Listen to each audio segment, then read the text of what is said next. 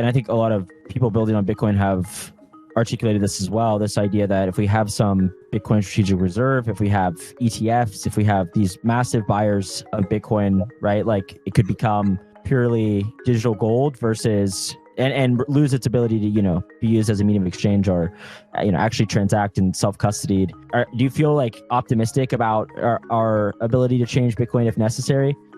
I feel optimistic that we can make changes if necessary. And I do agree we are at massive crossroads, actually.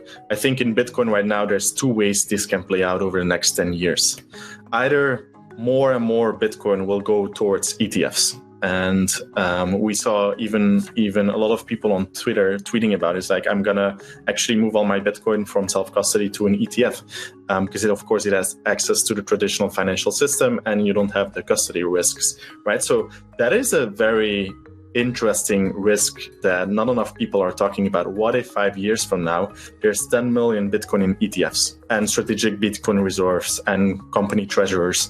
Then basically it will function as digital gold. And that's it. I mean, we already have gold today and countries still print money. So this whole experiment and ideology then basically has failed. And so the one way we are trying to counter that is creating actual on-chain demand.